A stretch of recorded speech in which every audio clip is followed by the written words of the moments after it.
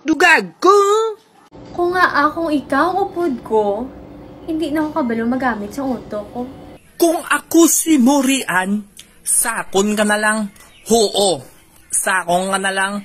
Kita lain ang ginatibok sa tagipusoon ko, ipilit ko gidya kagalingon ko si mo. Sang time may imo pa ko, nag-ano ka. Ginbali wala mo lang ko, diba? Tapos subong nga happy na ko. Amo man sige ka papansin mo. Oo, may bilin pa man kapag igugma. Pero as a friend na lang gidguro ah. Shit! As a friend? Shit!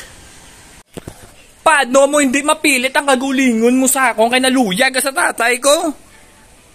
Shit!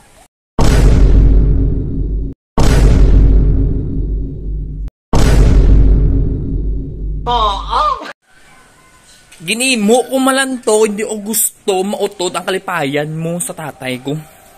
Is mo duwa. Sakit ba tiyagon tutuod? Nag-crossover, nag-sidestep, nag-pave the way. Na-miss ko ang opportunity nga planggaon ka.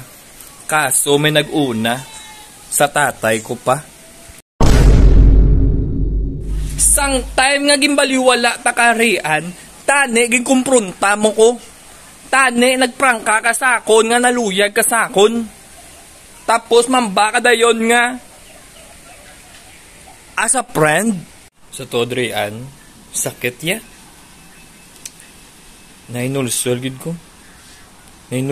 ko. Tane, wala ta na lang ka nakilala. Kag isa pa ka rason. Hindi ko gusto maging stepmom ka. Kag hindi mo ko mapasugot, stepson mo ko. Pero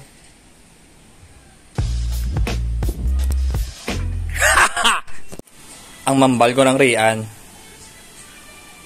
Amo na niguro ang time. Between you and me, it's over. Inshallah.